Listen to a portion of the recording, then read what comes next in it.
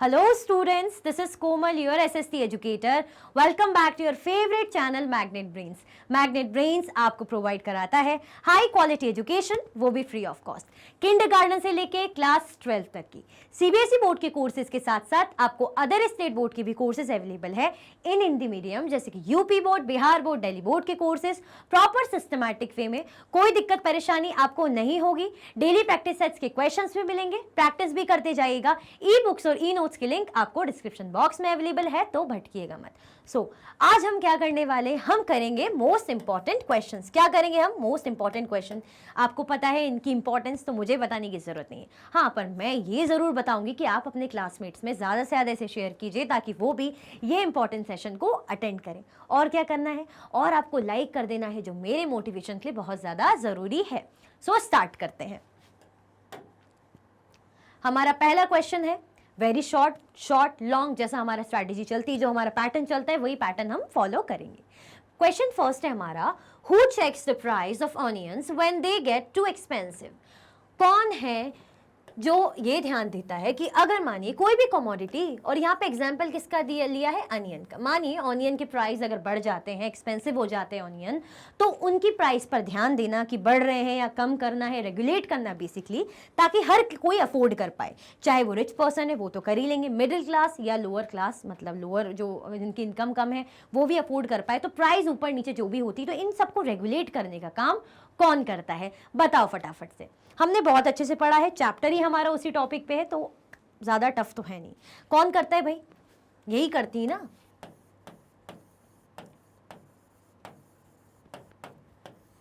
Government करती है। करती कि नहीं करती? गवर्नमेंट करती है कि नहीं करती? भाई ये सारा काम कौन करता है रेगुलेट करने का? प्याज, जो मतलब कोई भी कॉमोडिटीज, हम प्याज की क्यों बात करें, हम आलू कह लीजिए, टमाटर, वेजिटेबल्स, कोई भी चीज़, कोई भी प्रोडक्ट हो गया, उनकी प्राइस बढ़ना या कम करना। जैसे हम बोलते हैं ना, पेट्रोल के दाम थोड़े कम हो गए, पेट्रोल के दाम थोड़े बढ़ गए, ये आप सुनते होंगे। तो ये सब कौन करता है? ये सारा काम करने का जिम्मा भाई हमारी सरकार पे रहता है। The government reduces the price of onions when they get too expensive. कौन करती है भाई? गवर्नमेंट पे रहता है ये। The government reduces the price of onions when they get too expensive। ये भाई जो रहता है, जिम्मा किस पे रहता है? गवर्नमेंट पे रहता है।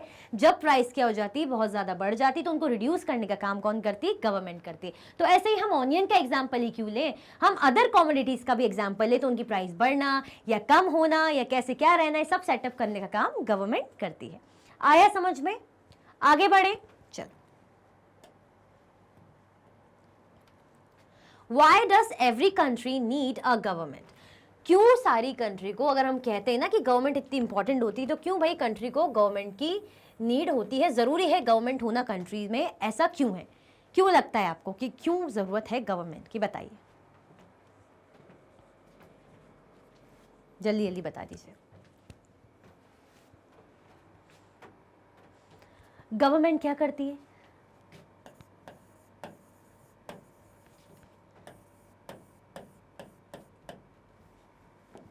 या लॉ कह लीजिए, मेक लॉज।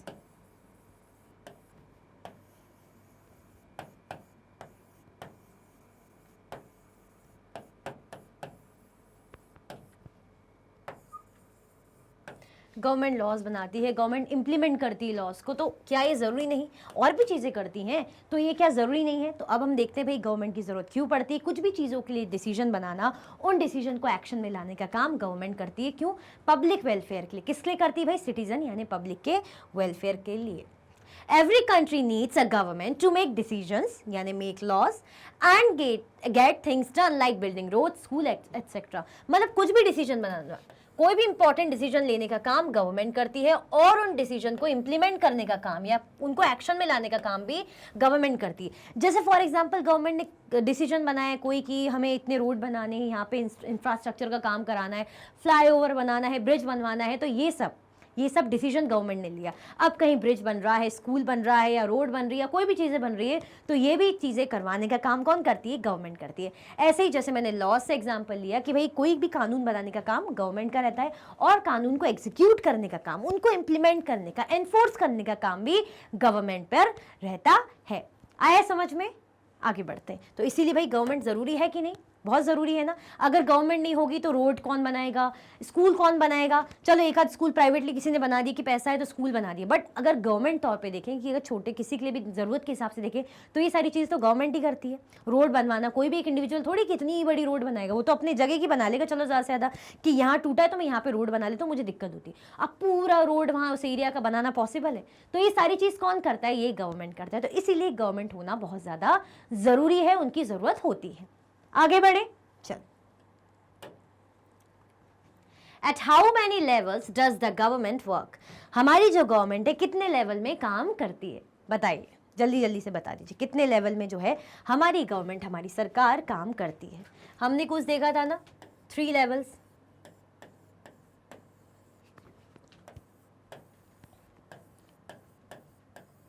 गवर्नमेंट की हमने 3 लेवल्स देखी थी। अगर हम यहां पे देखें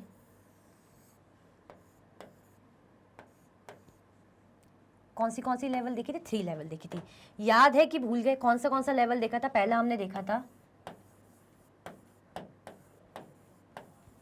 नेशनल लेवल, ठीक है। सेकंड हमने देखा था स्टेट लेवल। थर्ड हमने देखा था, कौन सा लेवल देखा था हमने, लोकल लेवल।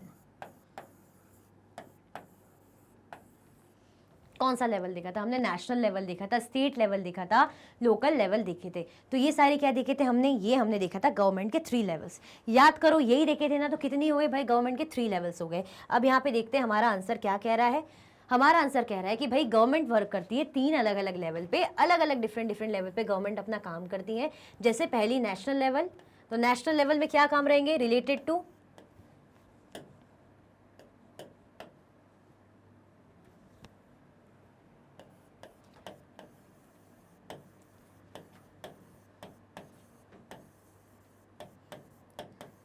इंटायर कंट्री, ये रिलेटेड रहेंगे इंटायर कंट्री से।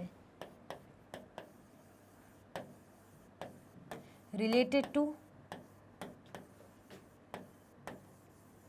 स्टेट अफेयर्स, ठीक है। रिलेटेड टू लोकेलिटी, जैसे टाउन्स, विलेजेस। ये सारा कौन क्या कर रहा है, ये सारे भी काम करेगी हमारी गवर्नमेंट। आया समझ में। तो इस गवर्नमेंट के अलग अलग लेवल होते हैं। अगर हम बात करें नेशनल लेवल की, तो नेशनल लेवल पे क्या होता है, इंटायर कंट्री से रिलेटेड डिसीजन लेने का काम नेशनल लेवल की गवर्नमेंट करती है। फिर हम बात करते हैं स्टेट लेवल की, तो रिलेटेड टू स्टेट अफेयर्स, जो भी स्टेट अफेयर्स से रिलेटेड फैसले होते हैं वो करती है हमारी स्टेट लेवल की गवर्नमेंट। देन हम बात करें लोकल लेवल की, तो रिलेटेड टू लोकल, जो लोकेलिटी, टाउन्स, विलेजेस, इनसे रिलेटेड जो भी काम करती है हमारी लोकल गवर्नमेंट करती है। तो कितने लेवल होती है हमारी गवर्नमेंट की, 3 लेवल होती है। आया समझ में। तो ये है हमारा आंसर। आगे बढ़े, चलो। What is meant by government at local level, local level की गवर्नमेंट से आप क्या समझते हैं। अभी जस्ट मैंने आपको अच्छे से एक्सप्लेन करा था लोकल लेवल के बारे में, देखते हैं। The local level government refers to the governance for village, towns और लोकेलिटी। अब भी जस्ट मैंने बताया था भाई, अगर लोकल लेवल गवर्नमेंट की बात करें तो उनका काम किससे रिलेटेड रहता है, उनका काम रहता है विलेज से रिलेटेड, टाउन्स और लोकेलिटी से रिलेटेड, ठीक है। आया समझ में। तो ये रहती है हमारी लोकल लेवल गवर्नमेंट, ठीक है। आगे बढ़े, चलो। Who provides leadership in taking decisions and implementing them? बहुत इजी क्वेश्चन है, ये आपको बताना है। जल्दी जल्दी से बताओ। ये पूछ रहे हैं कि कौन है जो कहता है कि भाई मैं लीडर हूँ। Who provides leadership in taking decision, कि डिसीजन लेते हैं और डिसीजन को इम्प्लीमेंट करने का काम भी करते हैं। मतलब बेसिकली डिसीजन बनाएंगे और जो डिसीजन के लिए चीज़ें करने का काम, डिसीजन को इम्प्लीमेंट करने का काम, एक्शन में लाने का काम उन डिसीजन का कौन करता है, ये बताइए। बहुत ही इजी क्वेश्चन है, इसका बहुत ही इजी आंसर है। बताओ, फटाफट से बता दो।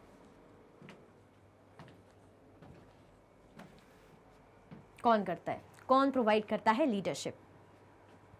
ऑब्वियसली ये प्रोवाइड करते हैं ना, जो चैप्टर है हमारी कौन सा चैप्टर है हमारा, हम गवर्नमेंट के बारे में करें तो गवर्नमेंट प्रोवाइड करता है ना, करता है कि नहीं करता, तो कौन प्रोवाइड करता है, गवर्नमेंट कहती है। हम कह रहे थे ना कि गवर्नमेंट ऐसा क्यों करती है कि सबके लिए काम कर रही है और जो लोग पब्लिक की डिमांड है उसको पूरा करे, ऐसा क्यों कर रही है गवर्नमेंट, क्या जरूरत है। गवर्नमेंट ऐसा इसलिए करती है क्योंकि गवर्नमेंट को कौन बनाता है, कौन चुनने में, पार्टिसिपेशन देने में कौन, किसका मतलब वो रहता है, पब्लिक का। पब्लिक पार्टिसिपेट करती है, लीडर्स चुनती है, वो लीडर्स सरकार बनाते, गवर्नमेंट बनाते। तो गवर्नमेंट ये कहती है कि भाई हम लीडर हैं, आप हमारे पीछे चलिए, हम आपको प्रोटेक्ट करेंगे, आपके वेलफेयर के लिए सारे काम करेंगे, सारे डिसीजंस हम लेंगे, उनको इंप्लीमेंट कराने का काम हम करेंगे ताकि आपके लिए अच्छा हो, पीसफुली चीज़ें चलें। तो भाई डिसीजन लेना, उसको इंप्लीमेंट करना, ये सारा काम जिम्मेदारी किसकी रहती है, गवर्नमेंट की। आया समझ में। तो क्या हो जाएगा हमारा answer, the government provides leadership in taking decisions and implementing them. कौन लेती है भाई, गवर्नमेंट लेती है डिसीजन, प्रोवाइड करती है leadership in taking decision, decision लेने में और उसको इम्प्लीमेंट करने में। आया समझ में। आगे बढ़े, चलो हमारे 5 क्वेश्चन हो गए, तो आपको क्या करना है, लाइक कर दो, लाइक कर दो और शेयर कर दो अपने क्लासमेट्स में, फटाफट से लाइक कर दो और शेयर कर दो अपने क्लासमेट्स से, वरना तो फिर क्या हो जाएगा, उनको पता ही नहीं चलेगा ना, इतने इंपॉर्टेंट क्वेश्चन हम डिस्कस कर रहे हैं। तो आपके फ्रेंड्स हैं, आप अच्छे ह्यूमन बीइंग क्या होते हैं, दूसरों की मदद करते हैं। तो दूसरों को जिनको नहीं पता है उनको बताइए, शेयर कीजिए, और भाई मेरी मदद क्या करनी है, आपको लाइक कर देना है। आगे बढ़े, चलो। Who makes laws for the people, कौन है जो पब्लिक के लिए लॉ बनाने का काम करता है, ये बताइए। बहुत ईजी है, ये भी इजी क्वेश्चन है। कौन है वो जो पब्लिक के लिए लॉज यानी कानून बनाने का काम करता है, कौन है। ऑब्वियसली हम जो चैप्टर पढ़ रहे हैं, गवर्नमेंट। कौन है, government makes laws for the people and everyone who lives in the country has to follow it. Government क्या करती है, गवर्नमेंट कानून बनाने का काम करती है। गवर्नमेंट मेक्स लॉज, गवर्नमेंट कानून बनाने का काम करती है। और क्या होता है, पीपल के लिए, और लोगों को क्या करना पड़ता है, एवरीवन हैज़ टू फॉलो, मतलब सबको भाई वो कानून को क्या करना पड़ता है, फॉलो करना पड़ता है, सबको कानून को, लॉ को फॉलो करना पड़ता है। आया समझ में। गवर्नमेंट कानून बनाने का काम करती है और सबको कानून को फॉलो करना पड़ता है। आगे बढ़े, चलो। What do you mean by monarchy, monarchy term से आप क्या समझते हैं। हमने पढ़ा था ना मोनार्की और डेमोक्रेसी। डेमोक्रेसी तो हमें पता है जब पब्लिक का पार्टिसिपेशन होता है वो डेमोक्रेसी होती है, बट मोनार्की क्या होती है इसके बारे में हमने बहुत सारा सब कुछ पढ़ा था। बताओ फटाफट से क्या होती है मोनार्की, जल्दी जल्दी से बता दो। हमने देखा था ना,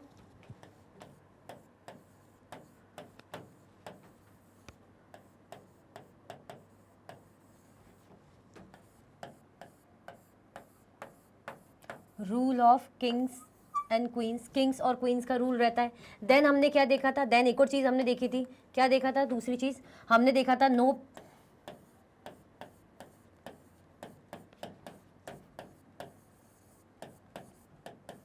पब्लिक पार्टिसिपेशन, ये देखा था हमने मोनार्की में। फिर हमने क्या देखा था, एक और चीज़ देखी थी हमने मोनार्की में,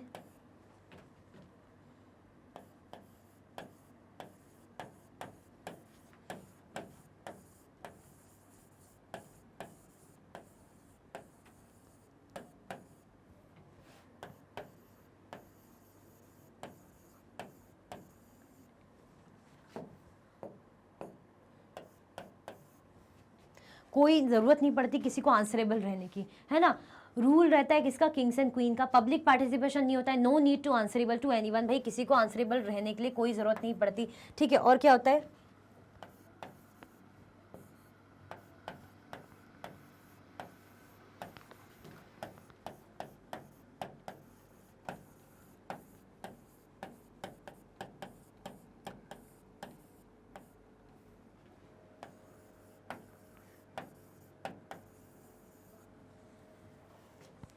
power of ultimate decision making किस पे होती है, to in the hands of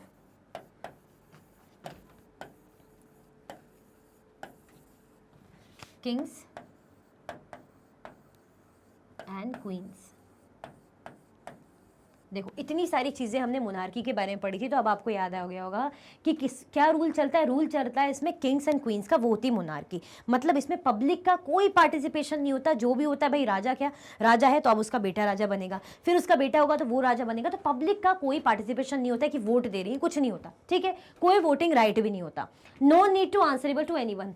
जो राजा महाराजा होते हैं अगर वो कुछ भी फैसला ले रहे हैं उन्होंने बोला कि कल मैं मतलब आज से मैं फरमान जारी कर रहा हूँ कि मैं क्या करूँगा, इतने 2 टाइम का खाना दूंगा गरीबों को। बट वो अगर नहीं भी दे रहा है या अगर वो देना चाह रहा है तो कितना फंड लगेगा, क्या होगा, उसको किसी को जवाब देने की ज़रूरत नहीं है कि मैंने ये नया कानून बनाया है कि मैं क्या करूँगा, कुएँ बनवा दूंगा, या मैंने कानून बनाया कि औरतों के लिए ये करूँगा, ये काम करूँगा, जो भी चीज़ें हैं। बट उसको किसी को आंसरेबल रहने की ज़रूरत नहीं है कि जैसे हम बोलते हैं ना कि अगर आपने कहा है कि आप इतने हॉस्पिटल्स बनवाएंगे तो आप फंड कहाँ से लाएंगे, कितने फंड में काम चल जाएगा, कितना खर्चा हो जाएगा, या कितने महीने लग जाएंगे। तो ऐसी राजा से कोई नहीं पूछेगा कि कितने महीने में आप ये कुआं बनवा दोगे, कितने महीने में आप ये स्कीम चालू करवा दोगे, कोई नहीं पूछेगा, क्योंकि राजा का रूल है, उसकी जो मर्जी वो करे। देन हमने देखा था power of ultimate decision making in the hands of kings and queen's. जो पावर रहती है डिसीजन मेकिंग की, जो भी डिसीजन मतलब अल्टीमेट पावर, अगर उन्होंने बोला कि सेनापति महामंत्री आप लोग कोई डिसीजन बनाइए, तो उन्होंने मानो कोई डिसीजन बनाया, अब वो बोलेंगे राजा जी हमने ये डिसीजन सोचा है कि हम सोच रहे हैं कि 2 हॉस्पिटल बनवाएं अपने एरिया में ताकि गरीबों का मुफ्त वो इलाज हो सके। बट अगर राजा की मर्जी, वो साफ मना कर सकता है। वो ये नहीं सोचेगा कि अरे मैं जनता को क्या जवाब दूंगा, अरे बाहर मैं किसको क्या जवाब दूंगा, उसको कोई मतलब नहीं। अगर उसको लग रहा है कि ज़रूरी नहीं है तो वो क्या कर देगा, वो सीधे सीधे मना कर देगा। तो अल्टीमेट डिसीजन मेकिंग या हाँ बोल देगा। तो अल्टीमेट डिसीजन मेकिंग की पावर किसके पास होती है, किंग्स और क्वींस के पास होती है। तो ये होती है मोनार्की। मतलब जब क्या होता है, किंग्स एंड क्वींस का राज चले तो वो हो जाती है monarchy. In monarchy the monarch has the power to make decision and run the government. Monarchy में पावर किसके पास होती है, मोनार्क के पास होती है डिसीजन बनाने की और गवर्नमेंट को रन करने की। मोनार्क मतलब जो मोनार्क हम बोल रहे हैं किंग्स, जो कि मैंने बताया आपको, और अगर मान लो क्वीन, राजा महाराजा क्वींस, इनके पास होती है पावर, है ना, राजा महाराजाओं के पास। आया समझ में? आगे बढ़े, चल। What do you mean by democratic government? अब बात आ जाती है भाई हमारी डेमोक्रेटिक गवर्नमेंट की। तो इससे आप क्या समझते हैं? तो ये तो मुझे लगता नहीं कि मुझे ज़्यादा समझाने की ज़रूरत है, क्योंकि ये तो आपको बहुत अच्छे से पता होगा। जल्दी जल्दी से बता दो कि फिर आपको क्या पता है, क्या होती है हमारी डेमोक्रेटिक गवर्नमेंट, जल्दी बताइए। चैप्टर हमने पढ़ा है इतने अच्छे से कि डेमोक्रेसी को तो हम किससे पैरेलल कर सकते हैं, रिप्रेजेंटेटिव डेमोक्रेसी से हम पैरेलल कर सकते हैं। डेमोक्रेटिक गवर्नमेंट मतलब हम क्या कहते हैं,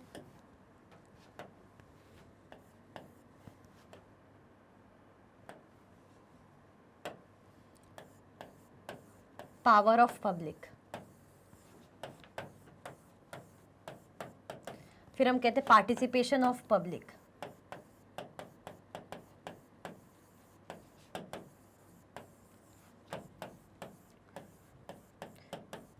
power of public, participation of public. Then हम उसके बाद क्या कहते हैं, देन हम क्या कहते हैं, राइट टू वोट जब रहता है।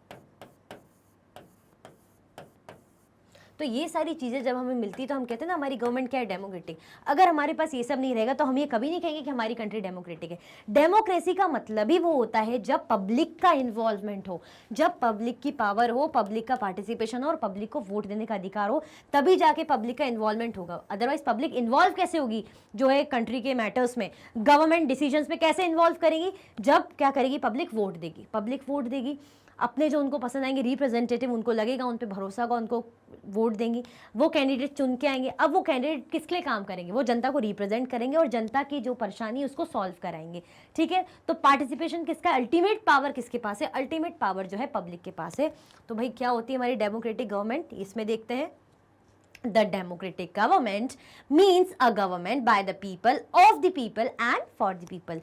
भाई ऐसी गवर्नमेंट होती है जो किसके द्वारा बनती है, वो पब्लिक के द्वारा बनाई जाती है, पब्लिक से ही होती है और पब्लिक के लिए ही होती है। मतलब गवर्नमेंट को बनाने का काम, गवर्नमेंट को मतलब बनाने का काम, गवर्नमेंट के लिए कुछ करने का काम, या गवर्नमेंट जब उनके लिए कुछ करे, वही होती है डेमोक्रेटिक गवर्नमेंट। मतलब बाय द पीपल। गवर्नमेंट किससे बन रही है, पब्लिक के थ्रू बन रही है। गवर्नमेंट किसकी है, पब्लिक की ही गवर्नमेंट है। देन गवर्नमेंट किसके लिए है, पब्लिक के लिए है। तो by the people, of the people and for the people, वही होती है हमारी डेमोक्रेटिक गवर्नमेंट। मतलब अगर आप यहाँ नोटिस कर रहे हैं तो सारा बोलबाला, सारी जो दम है, पावर है, अल्टीमेटली पब्लिक के यानी पीपल के पास है, यानी हमारे पास, इंडिविजुअल के पास, भारत के सिटीजन्स के पास। आया समझ में? तो ये होती है हमारी डेमोक्रेटिक गवर्नमेंट। आगे बढ़े, चलो। और ये बताओ भाई लाइक कर दिया कि नहीं कर दिया अभी तक? लाइक करो फटाफट से, फिर आगे वाले क्वेश्चन को समझते हैं। बढ़े आगे, चलो। Why do we need a government? हमें गवर्नमेंट की ज़रूरत क्यों होती है, बताइए।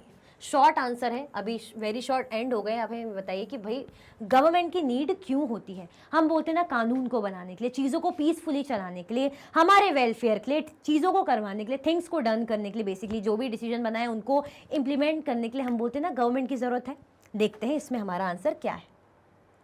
When human beings live and work together, there needs to be some amount of organization so that decision can be made by government.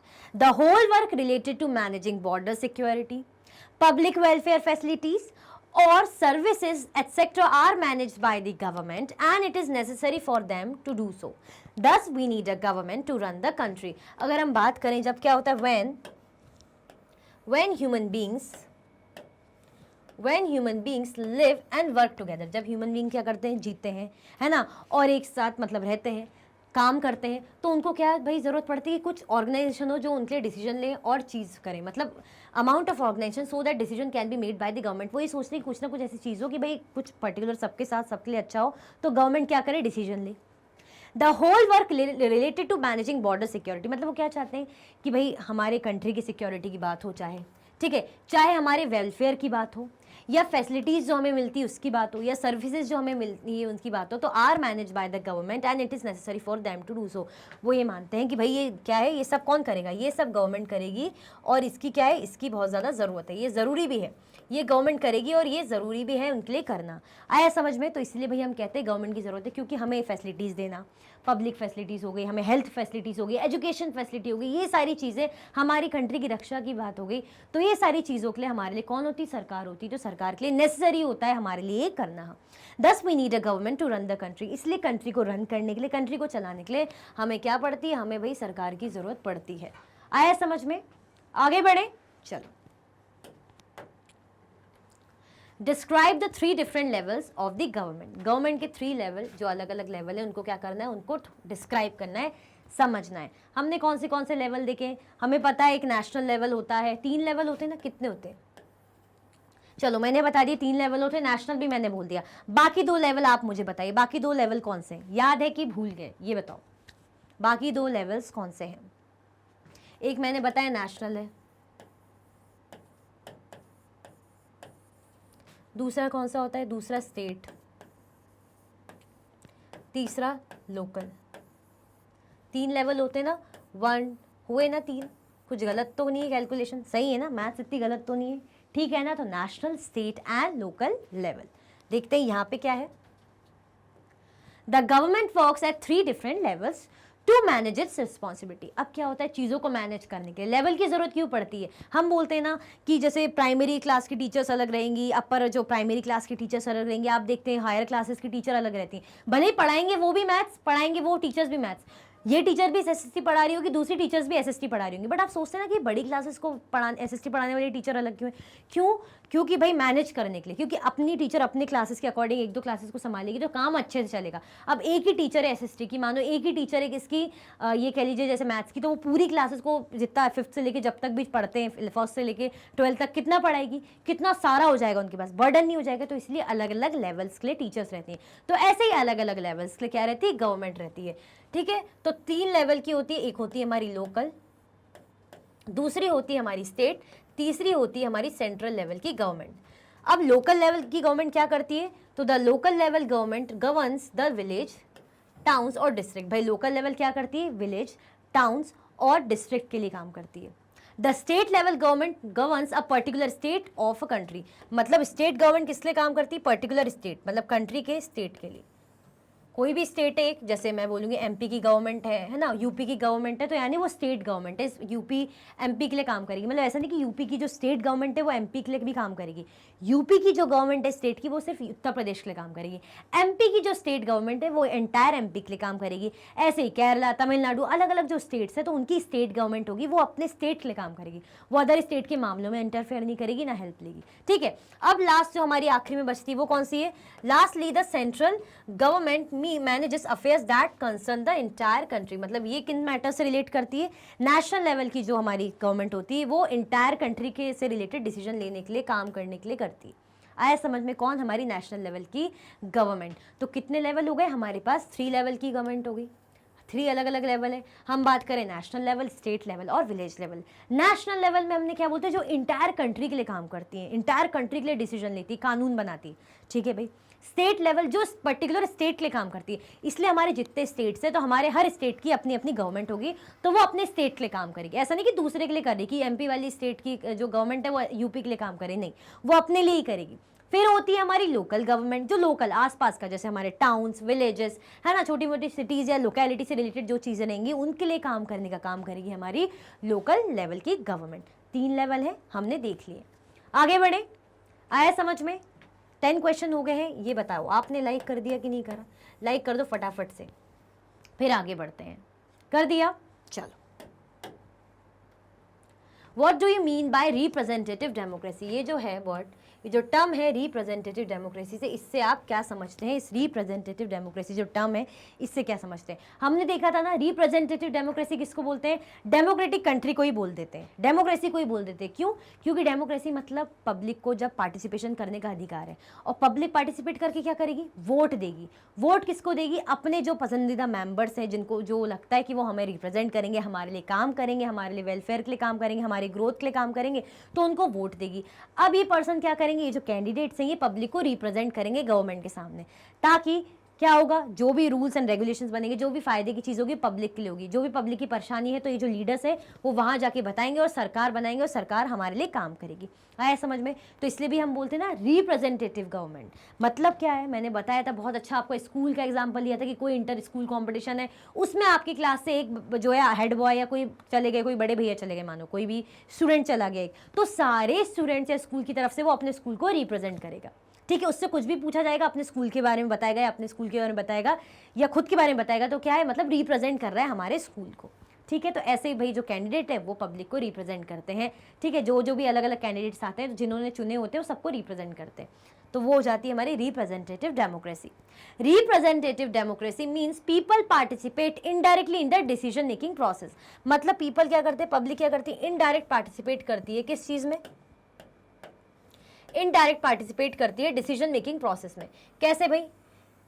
मतलब कंट्री के लिए जो भी डिसीजन बन रहा है, जो भी चीज़ें बन रही हो सबके लिए, वो उसके लिए इनडायरेक्ट पार्टिसिपेशन पब्लिक का रहता है।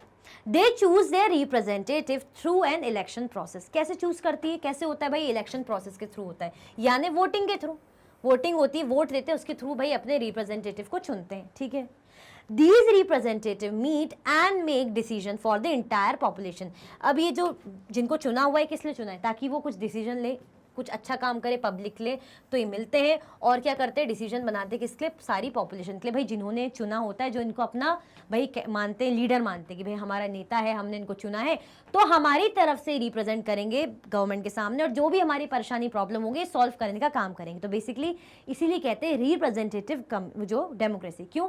हमने वोट दिया, इनडायरेक्ट हमने पार्टिसिपेट किया, हमारे वोट से अब ये सरकार बना रहे हैं, तो जब ये सरकार में है तो यानी हमें रिप्रेजेंट कर रहे हैं। आया समझ में? तो हमें रिप्रेजेंट जो करेगा यानी वो रिप्रेजेंटेटिव डेमोक्रेसी।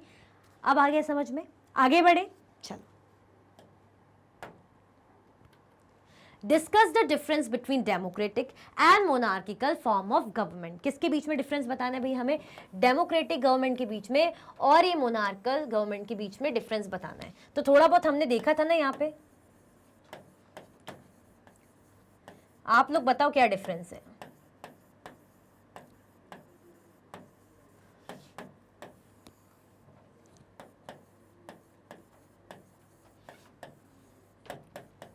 एक डेमोक्रेसी गवर्नमेंट बोली, डेमोक्रेटिकल, और एक हमें बोली monarchical government.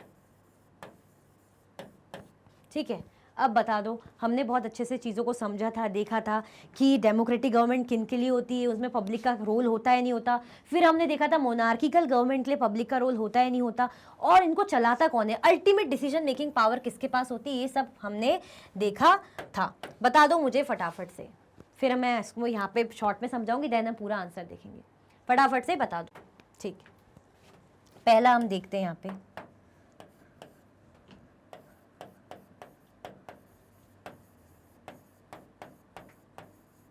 ultimate power in the hands of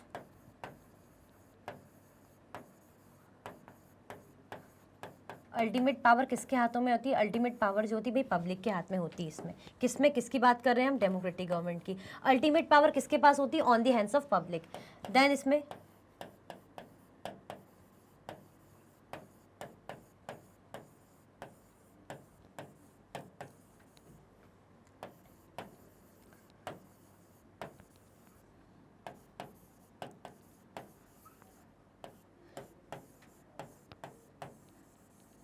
ultimate power इसमें किंग्स एंड क्वींस के हाथ में होती है।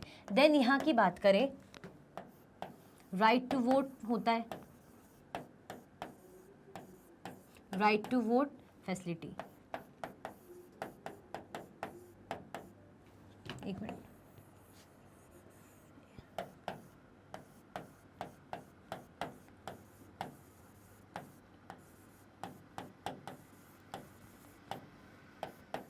पीपल के पास क्या होता है? राइट टू वोट की फैसिलिटी होती है ना, राइट टू वोट की facility, people have right to vote.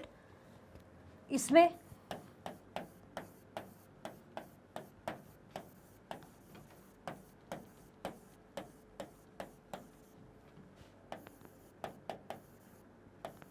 People have no such right, इसमें पीपल का कोई ऐसे राइट नहीं होता। इसमें बोलते हैं अल्टीमेट पावर किसके पास होती है? पब्लिक के पास होती है। इसमें ultimate power kings and queens के पास होती है। People have right to vote, इसमें पीपल भाई वोट करती तभी तो डिसीजन मेक करती, इसमें पीपल को कोई वही वोटिंग राइट नहीं होता।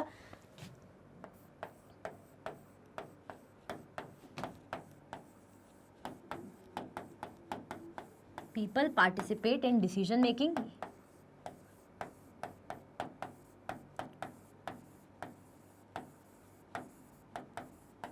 पीपल इसमें पार्टिसिपेट करती है डिसीजन मेकिंग में।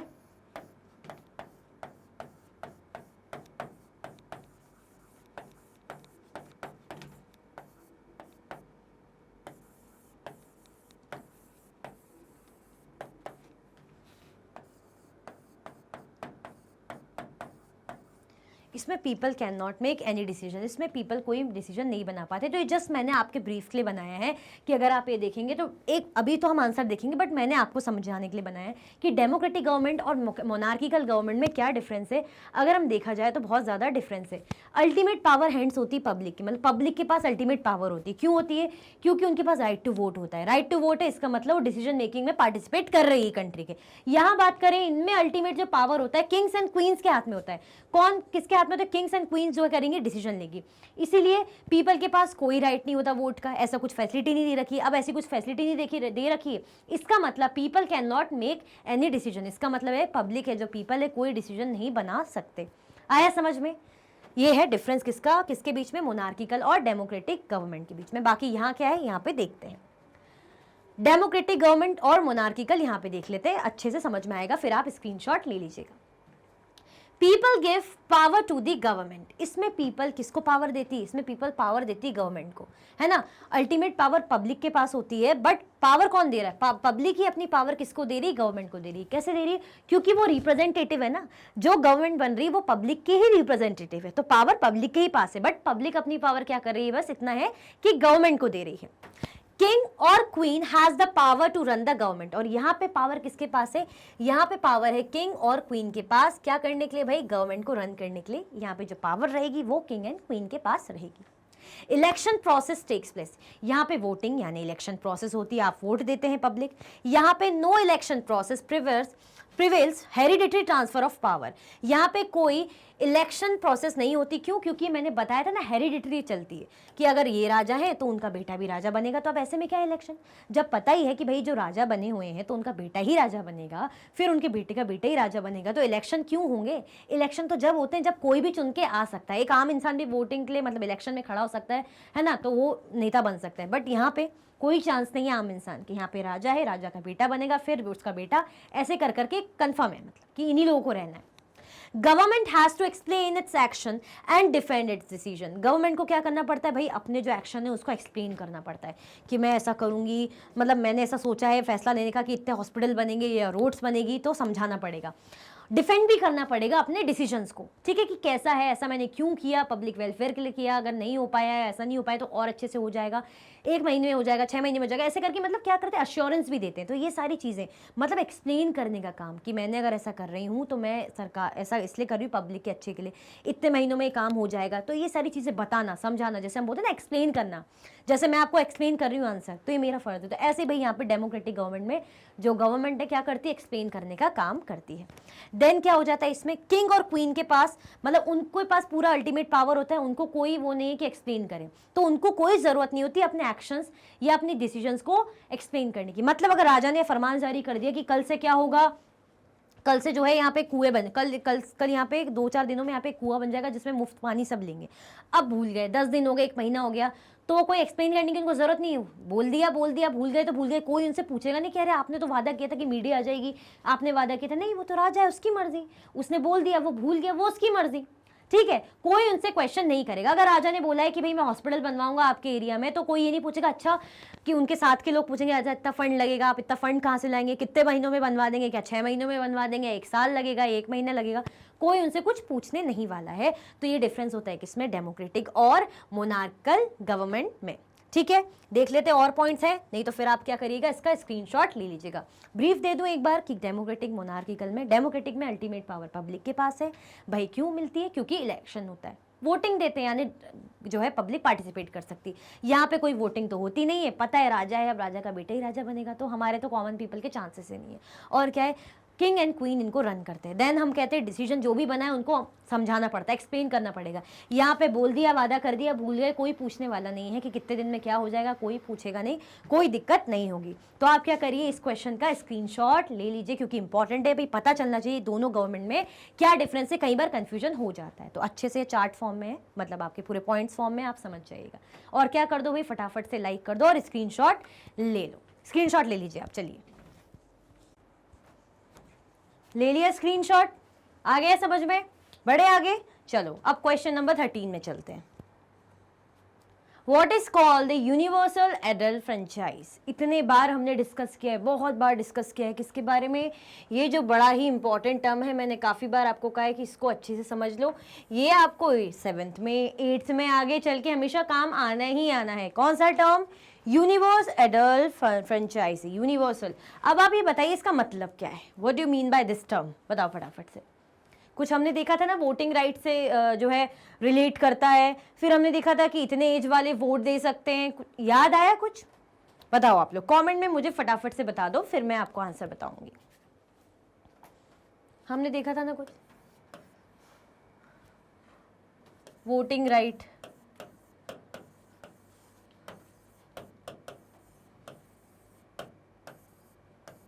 फॉर ऑल एडल्ट्स, सारे एडल्ट्स के लिए क्या, वोटिंग राइट। एडल्ट मतलब 18 और 18+। ये नहीं देखा जाएगा आपकी कास्ट कौन सी है, आपका रिलीजन कौन सा है, आपका कलर कैसा है, आप गांव से हैं या शहर से हैं, आप लंबे हैं या छोटे हैं, कोई मतलब नहीं है। मतलब ये है बस आपकी एज कैसी होनी चाहिए, 18 और 18+ होनी चाहिए। तो आप क्या कर सकते हैं, आपको वोटिंग राइट है, आप वोट दे सकते हैं, यानी डिसीजन मेकिंग में पार्टिसिपेट कर सकते हैं। तो ये है यूनिवर्सल एडल्ट फ्रेंचाइज। आंसर क्या कहता है ये देखते हैं। मैं उम्मीद करती हूं कि आप लोगों ने भी यही आंसर लगाया होगा, मतलब किसी ना किसी ने कुछ ना कुछ तो इसके बारे में यही ऑलमोस्ट लिखा होगा, 18+ या वोटिंग राइट, समथिंग कुछ रिलेटेबल लिखा होगा, ऐसी मैं उम्मीद कर सकती हूँ। देखिए आंसर इसका, चलो।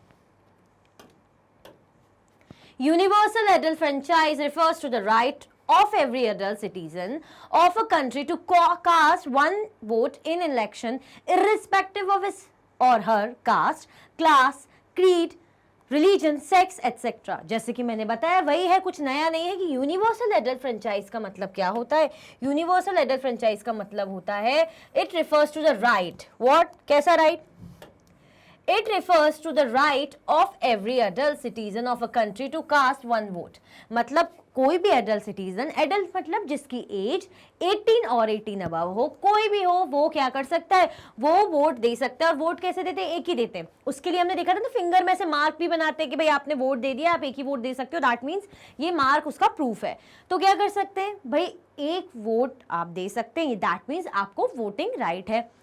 ठीक है, किसमें भाई, किसमें दोगे वोट, इलेक्शंस में दोगे ऑब्वियसली। अब ये क्या है, इरिस्पेक्टिव ऑफ, इरिस्पेक्टिव मतलब कि भाई आपकी कास्ट, कलर, क्रीड कुछ नहीं देखा जाएगा, कुछ भी नहीं देखा जाएगा, बस आपको ये देखा जाएगा कि आप 18 और 18 अबव हैं, तो आप क्या कर सकते हैं, आप वोट दे सकते हैं। आया समझ में, इजी है ना, यूनिवर्सल एडल्ट फ्रेंचाइज इजी है बट बहुत इंपॉर्टेंट है, ये याद रखना, मैंने आपको बताया। आगे बढ़े क्वेश्चन नंबर 14 में, चलो। When did the women's struggle get strengthened and why was this struggle called women's suffrage movement? How did women get the right to vote? हमने देखा था ना, वुमेन स्ट्रगल कर रही थी फर्स्ट वर्ल्ड वॉर के टाइम, कि उनके जो हस्बैंड्स थे या जो मेन थे वहां के, क्या कहाँ गए हुए थे भाई, वॉर पे गए हुए थे। अब सारा घर का दारमदार या बाहर का काम सब कुछ किस पे था, विमेंस पे। अब उन्हें काम तो करना ही है ना, ऐसा तो है नहीं कि हस्बैंड चले गए तो जो जितना राशन पानी घर में है, जो जितना पैसा है, बस उसी से हमारा काम चल जाएगा। अब वॉर में गए हैं तो ये भी नहीं कह सकते कि कब तक वापस आएंगे या वापस आएंगे भी या नहीं।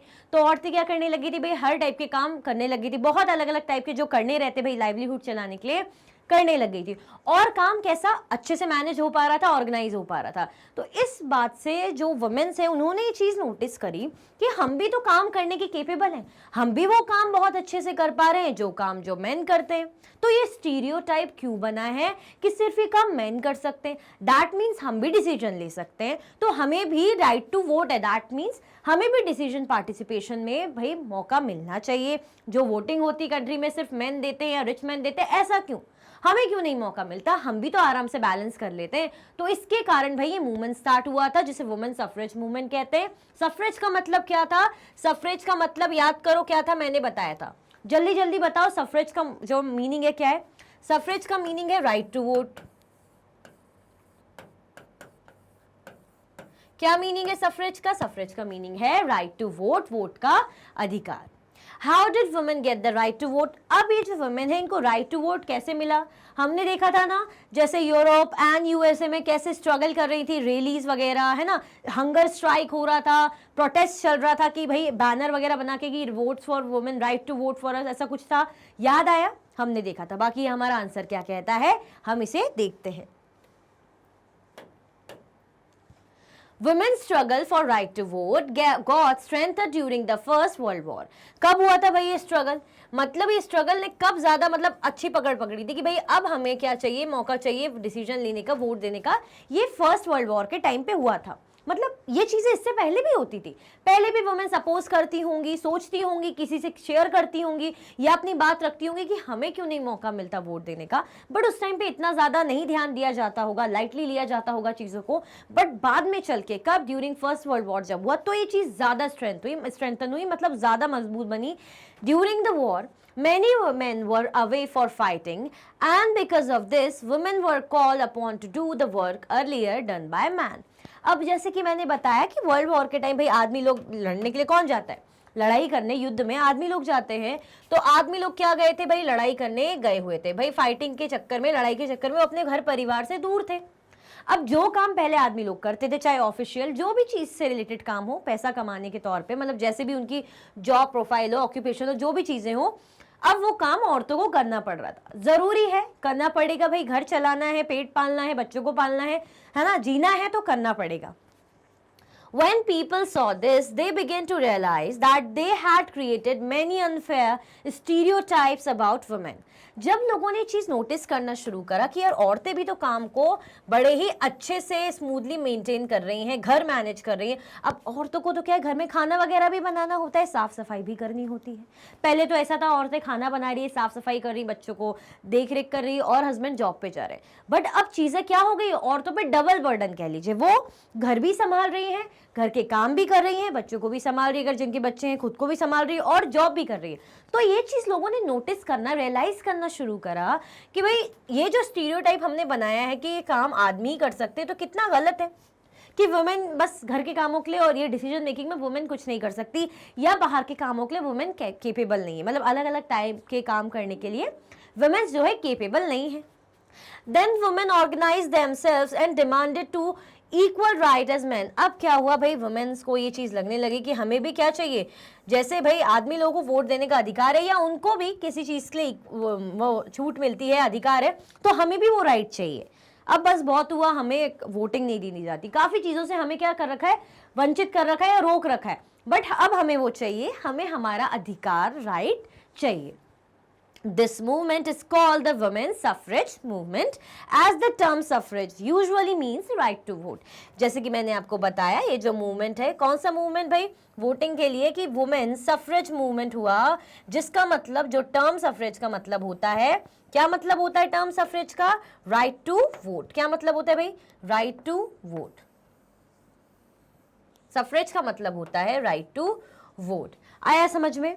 ऐसा कुछ स्ट्रगल था, हमने पढ़ा था पूरा, हमारे उसमें right to votes for women वाले इसमें आर्टिकल में पढ़ा था कि नहीं पढ़ा था, कि कैसे भाई स्टार्ट हुआ, कि पहले क्या ये सोचा जाता था कि औरतें तो घर का काम कर रही है, बाहर का काम आदमी कर रहे हैं, तो चीजें चलती जाती थी। औरतें तब भी अपोज करती थी, पूछती थी, बोलती होंगी कि भाई हमें भी डिसीजन मेकिंग में पार्टिसिपेट करना है, बट इतना ध्यान नहीं दिया जाता होगा। बट जब आदमी लोग, जो मेन है, वो वॉर पे गए, तो सारा काम किस पे आ गया, औरतों पे। सब कुछ उन्हें हर टाइप के काम करना पड़ रहा था, उन्हें घर के भी काम करना पड़ रहा था, बाहर भी जॉब वगैरह करनी पड़ रही होगी।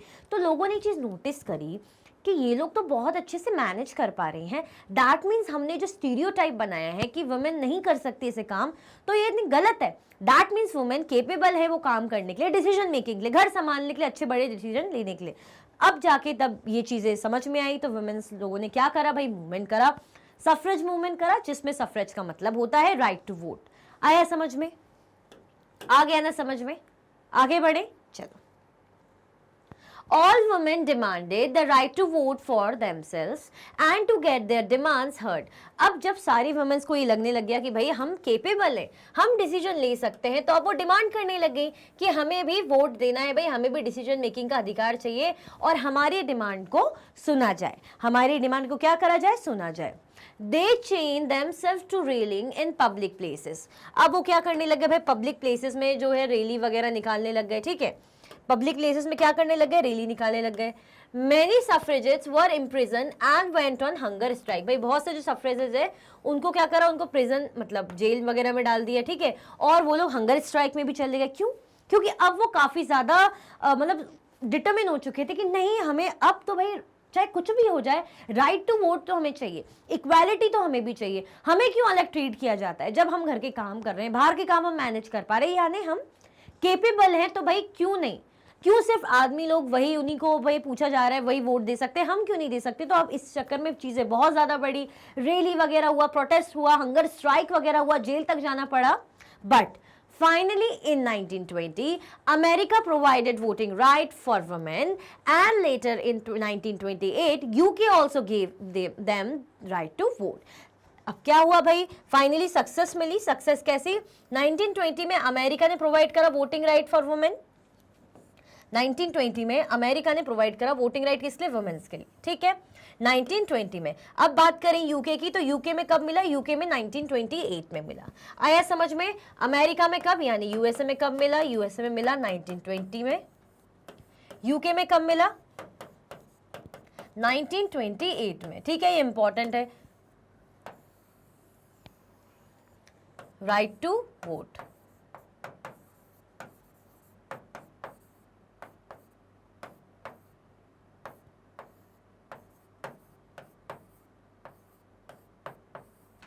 ठीक है, क्या मिला, राइट टू वोट।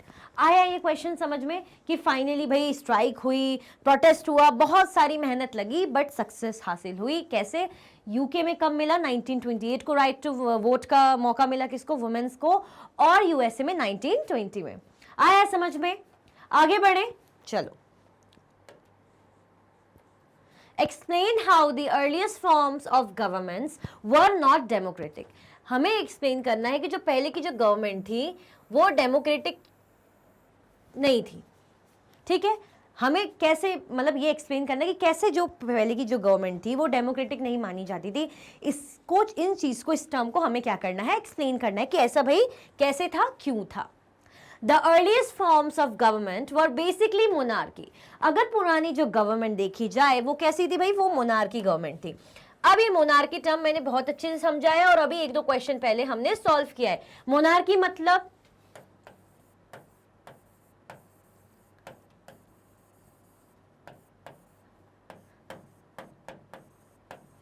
किंग्स या क्वींस का राज, है ना, जो जिसको कौन रन करता है, जिसको रन करता है, जिसको कौन रन करता है, रन बाय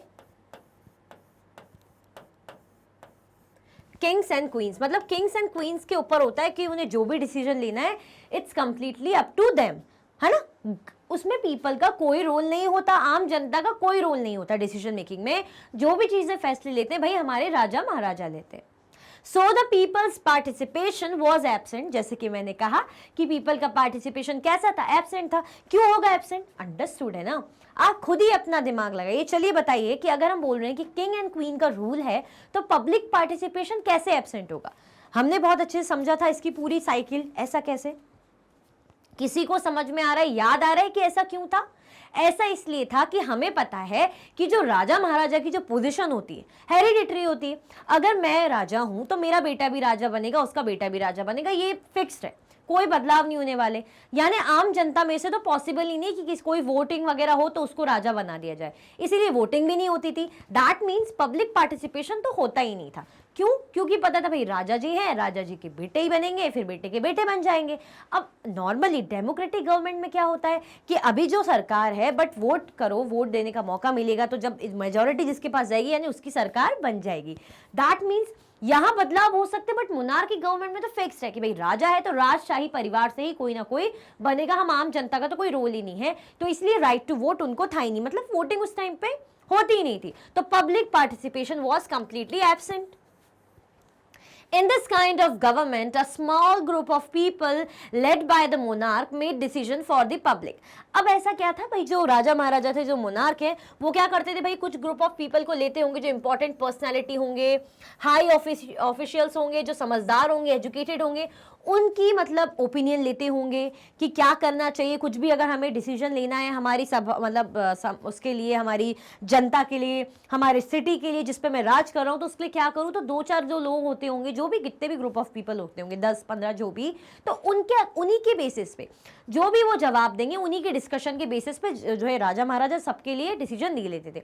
अब आप बताइए, अगर आपकी क्लास में 40 बच्चे हैं, जैसे कि मैंने एक बार आपको एग्जांपल दिया था, मैम बोलेंगे कि आप क्या करना चाहते हो, मतलब मैं सेकंड चैप्टर स्टार्ट करूं या इंट्रोडक्शन से स्टार्ट करूं फर्स्ट चैप्टर के।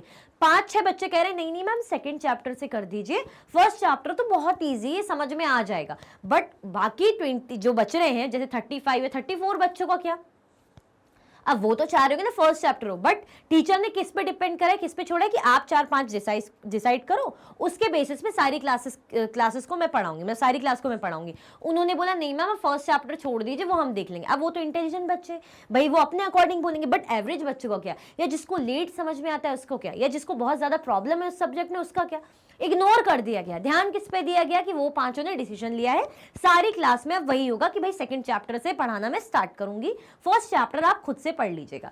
ऐसे ही यहाँ भी कि 4-5 या जितने भी ग्रुप ऑफ पीपल हैं उन्होंने डिसाइड करा जनता के भले के लिए कि हमारे अकॉर्डिंग ऐसा होता है। अब भाई आप रिच होंगे, आप अच्छी पोस्ट पे होंगे, आप एजुकेटेड होंगे, तो आप अपने दिमाग से सोचेंगे ना, उनकी बेसिक नीड्स, उनकी परेशानी, उनकी जरूरत है तो उन्हीं को पता होगी। बट नहीं, फैसले कौन ले रहा है, फैसले इन्होंने डिस्कशन करा और फाइनल अल्टीमेट पावर राजा महाराजा के पास रहती है। तो जो बाकी जनता है उनकी फीलिंग्स, उनकी जो डिसीजन है उनको इग्नोर कर दिया जाता है, उनके पार्टिसिपेशन को इग्नोर कर दिया जाता है। ये होती है monarchy government. The final decision making power remain with the monarch। भाई जो फाइनल डिसीजन मेकिंग पावर है, जो अल्टीमेट डिसीजन मेकिंग पावर है, जैसे कि मैंने कहा, वो किसके पास होती है भाई, वो मोनार्क के पास होती है। किसके पास होती है, मोनार्क मतलब राजा महाराजा। The king or queen did not have to explain his or her actions or defend the decision they took। अब जैसे हम नॉर्मल गवर्नमेंट में देखते हैं कि प्रेस कॉन्फ्रेंस होती है ना, रैली निकलती है, जनता होती है, अपोजिशन पार्टी होती है, पूछती ना, मैं पूछना चाहूँगा मेरे नेताजी से कि उन्होंने वादा किया था कि इतने अस्पताल बनेंगे, तो वो कब बनाएंगे। उन्होंने कहा था 2 महीने में बन जाएंगे, अभी तक 1 साल हो गया, उन्होंने तो कुछ बनाया नहीं। तो भैया वो जवाब देंगे कि ऐसा इसलिए नहीं हो पाया क्योंकि जगह नहीं मिली या फंड नहीं था, जो भी रीजन था, जो भी रीजन होगा वो देना पड़ेगा।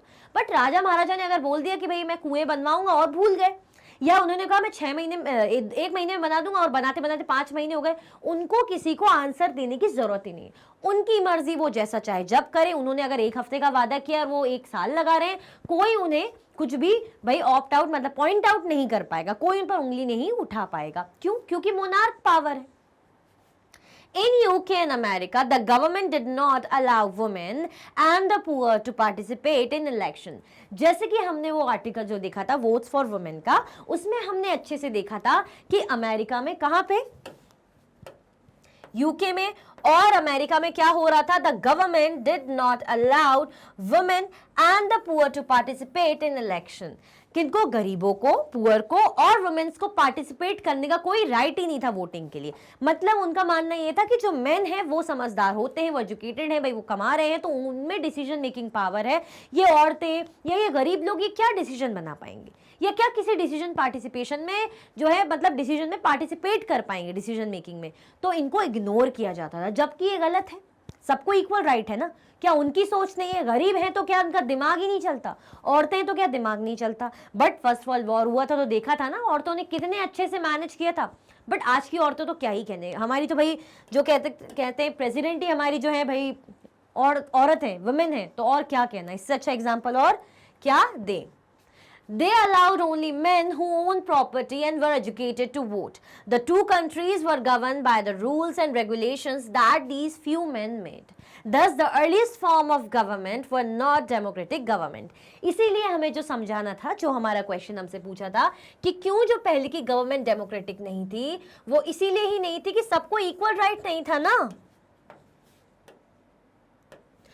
They allowed only men and who own property and were educated to vote. भाई जो पहले की कैसे वोट देने का अधिकार था कि अगर आप आदमी हैं, ऊपर से आप अच्छे एजुकेटेड हैं, हाईली एजुकेटेड हैं, यानी आप समझदार हैं, आप वेल्दी पर्सन है, प्रॉपर्टी है, आप रिच हैं, दैट मीन्स आप समझदार हैं, तो आप वोट दे सकते हैं। बाकी औरतें और ये गरीब लोगों पे दिमाग होता ही नहीं, ये क्या डिसीजन मेकिंग में पार्टिसिपेट करेंगे।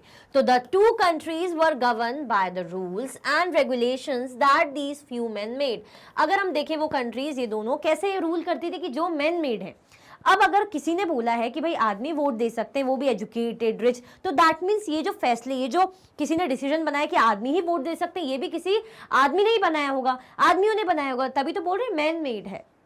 जबकि बात क्या आती, बात आती इक्वालिटी की। ठीक है, इवन हमने देखा था कि भाई बिफोर इंडिपेंडेंस, हमारी बात कर लें तो बिफोर इंडिपेंडेंस हमने देखा था ना कि स्मॉल माइनॉरिटी ही क्या करती थी, वोट देती थी। सबके बदले का वोट वो स्मॉल माइनॉरिटी देती थी। वही एग्जांपल जैसे मैंने बताया कि क्लास में 40 बच्चे हैं और टीचर ने 5-6 बच्चों को बोला कि आप बताओ सेकंड चैप्टर पढ़ाऊं या डायरेक्ट मतलब फर्स्ट चैप्टर पढ़ाऊं या डायरेक्टली सेकंड चैप्टर पे आ जाऊं। तो उन 5-6 ने क्या बोला कि नहीं मैम सेकंड चैप्टर पढ़ाइए।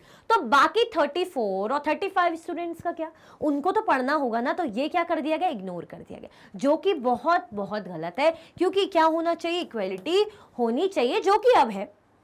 जो चीज अब है तो टेंशन वाली कोई बात नहीं। अब कौन औरत, कौन आदमी, कौन गरीब, कौन अमीर, कोई नहीं। 18 प्लस रहे आप। यूनिवर्सल एडल्ट फ्रेंचाइज जो हमने पढ़ा था, that means you have a right to vote. आया आपको ये अच्छे से समझ में कि पहले की जो सरकारें कैसी थी, पहले की जो गवर्नमेंट थी वो मोनार्कियल थी। मतलब जो जनता को वोट देने का अधिकार ही नहीं था, क्योंकि पता है राजा महाराजा हैं, उन्हीं के बेटे बन जाएंगे किंग। वुमेन और पुअर को इग्नोर किया जाता था, इक्वालिटी नहीं थी, मेन मेड इनके रूल्स थे जो आदमियों ने ही बनाए थे कि आदमी ही वोट देंगे। इक्वालिटी की कहीं बात ही नहीं थी। तो कैसे हो सकती है पहले की गवर्नमेंट डेमोक्रेटिक? नहीं थी ना। आगे आपको समझ में अच्छे से, तो क्या कर दो भाई, लाइक कर दो, लाइक कर दो फटाफट से। कर दिया लाइक, कर दिया लाइक, मैं उम्मीद कर सकती हूँ आपने लाइक कर दिया। चलो इक्वल राइट है ना भाई। इसी के साथ आपके मोस्ट इंपॉर्टेंट क्वेश्चन, बहुत ही अच्छे क्वेश्चंस के साथ, एंड में तो ज्यादा अच्छे एंड होते हैं। आपको समझ में आ गया होगा चैप्टर की इंपॉर्टेंस क्या थी, भाई गवर्नमेंट का रोल क्या होता है, यूनिवर्सल एडल्ट फ्रेंचाइज क्या होती है, ये मोनार्कियल गवर्नमेंट क्या होती है, और जो डेमोक्रेटिक गवर्नमेंट उसकी क्या इंपॉर्टेंस होती है, जो कि हमारे यहाँ भी है। बहुत अच्छी बात है। क्या करना है आपको, शेयर कर दीजिए क्योंकि इंपॉर्टेंट है। और लाइक कर दीजिए मेरे मोटिवेशन के लिए। इसी के साथ ये वीडियो एंड होती है। अगर आप और भी वीडियो के लेक्चर्स देखना चाहते हैं तो आप मैग्नेट ब्रेन्स के यूट्यूब चैनल, एप्लीकेशन और वेबसाइट पे देख सकते हैं। ई नोट्स और ई बुक्स के लिंक आपको डिस्क्रिप्शन बॉक्स में अवेलेबल है। ये हाई क्वालिटी के कोर्सेज हैं जो कि 100% फ्री आपको अवेलेबल हैं। आप हमें अदर प्लेटफॉर्म पर फॉलो कर सकते हैं, फेसबुक, इंस्टाग्राम, एक्स, टेलीग्राम और व्हाट्सएप पे। ज़्यादा से ज़्यादा लाइक कीजिए, ज़्यादा से ज़्यादा शेयर कीजिए और चैनल को सब्सक्राइब करना बिल्कुल भी ना भूलें। अपना ख्याल रखें। Thank you so much for watching.